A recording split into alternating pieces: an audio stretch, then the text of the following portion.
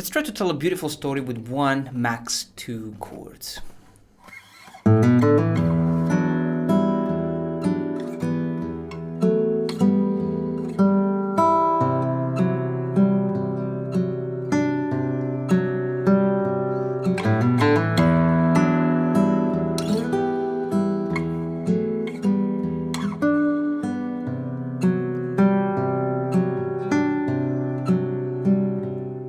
One of the things that I love about music and about playing the guitar is the fact that sometimes we can tell so many things. We can tell so many stories with just one chord.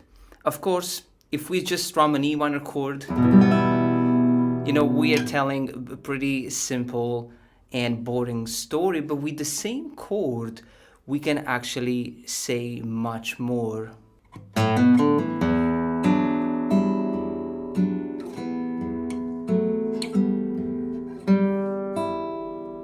That's the same chord, but it's a whole different story. So what am I doing here?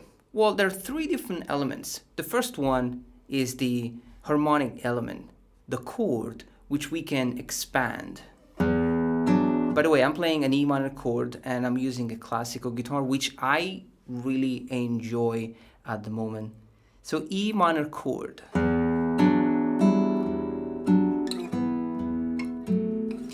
But we also have a melodic element, right? You can hear the chord, it's not like a static chord. This chord is played with a lot of different voicings, with a lot of different singing notes. But we also have the rhythmic element, which it's really probably the most important thing.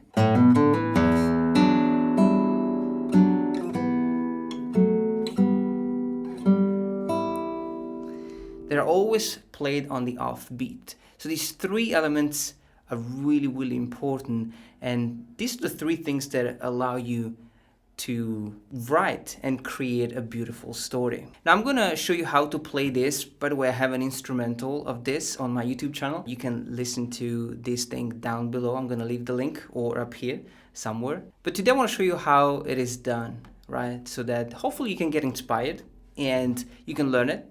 And then eventually you can come up with your story. So let's get started. The very first step here is the little riff that I play at the beginning, which is kind of an introduction to what's gonna happen. And we have 4 notes on the A and the D string, with a hammer on as well. So, and then after that we are playing the first chord, which is the E minor chord. Now, we're never gonna play just a basic chord. We're gonna play the bass note of the chord, and then we're gonna put down this shape with the F sharp and the D on the D and the B string. What we can do with the finger picking technique is amazing because we can play the bass, we play the chord with index and ring, and then with index and ring we play the G and the E string. So we are already expanding this chord. Bass again, and we'll go back to the same D and B string. Now let's change the singing voice and just play the note E on the 4th string and the B string open. Bass again, and let's expand even more and add a melody. I'm playing this lovely melodic idea in thirds. I have the F sharp on the D string and the A on the G string. And I'm plucking with the index and middle. And then we're gonna bring this one up on fret 5 and 4. Always on the same set of string. Bass again. And 2 single notes. The G and the E string open. The reason why we are adding the bass note all the time is because the bass note is the only thing that is actually played on the beat. So it will keep you grounded. Now the second chord tells a slightly different story. We open up with a beautiful sounding chord.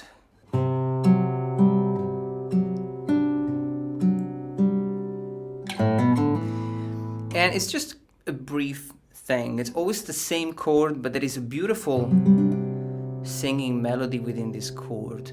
Now what are we playing? We're playing the note C on the fret 3, the F sharp on the fret 4, the G string open, and the B string, the fret number 3. If you think that the C major here is the root note of the chord, we are playing a C sus2, but with the sharp 11, the F sharp.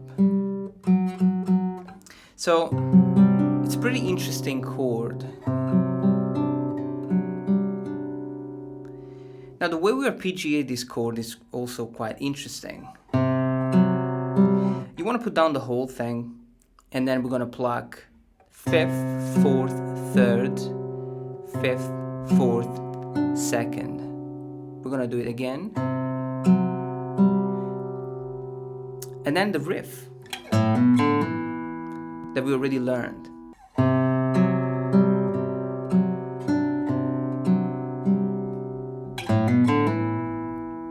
We'll go back to the E minor chord, but we're going to change it up slightly.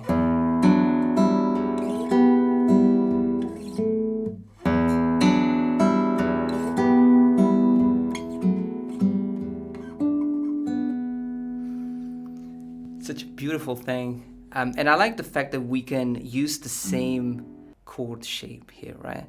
So the idea is the same. We still have the bass, chord,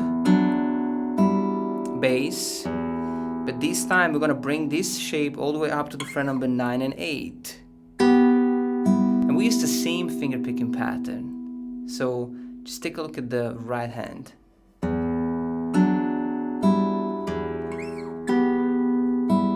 Then we have the bass and the melody in thirds.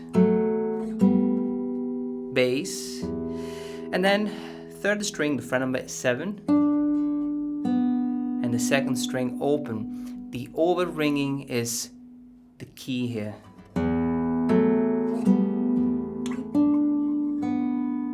Beautiful thing. And then we go back to the C, sus2, sharp 11.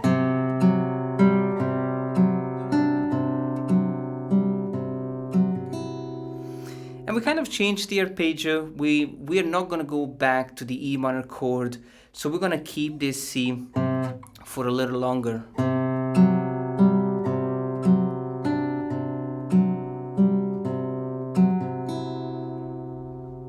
We don't go back to the E minor chord, so where are we going? We're going to open up with a different chord.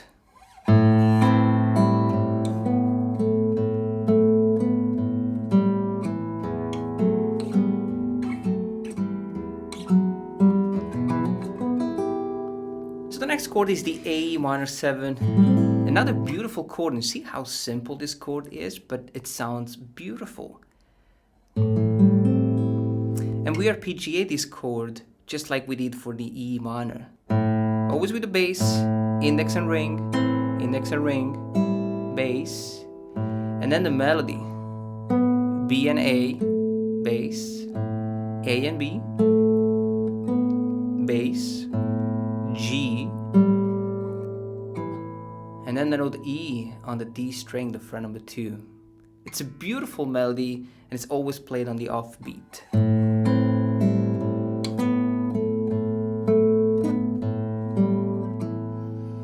We go back to the E minor chord. The melody in thirds.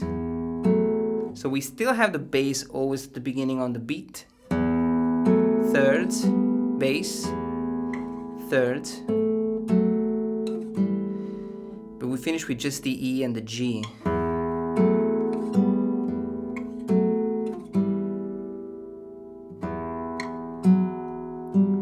And we have this lovely arpeggio with the major 9, so we have the bass, F sharp, and the G. And then the most challenging thing in this instrumental, we are literally playing a broken chord, which is the E minor chord broken down into single notes. We got the E, the B, E. We also have the major 9 on the fret number 4, the F sharp, G, B, E, and the G on the fret number 3. So it's 0, 2, 2, 4, 5. 4, 5, and 3. Beautiful thing to play. Back to the A minor chord.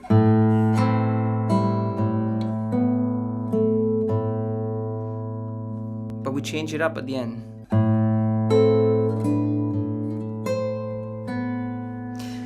So it's still the A minor chord. We're just changing the melody. We are on fret 5 and we're playing this beautiful sixth. On the G and the E string we have the bass and 5 and 5, 7 and 7, bass, 9 and 8, and the second string open. And we finish with the last chord. The B7 chord, right?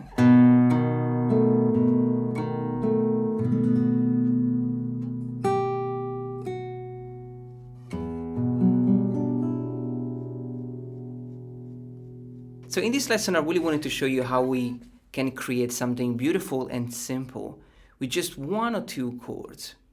The goal is not to add as many chords as possible, but to get the most out of the 1 or 2 chords that we have available. Of course, guys, I'm not trying to oversimplify things. I think that, it's a pretty challenging chord progression to play, and that's the reason why I wanted to break it down and show it to you. And of course, adding the fingerstyle technique doesn't make it easier to play, but the fingerstyle technique is such an important element because it allows you to really select and decide which string you want to play and which melody you want to add. So put it all together slowly, step by step. The tab is on my Patreon page if you need it. And enjoy this tutorial, guys. I'll see you next time.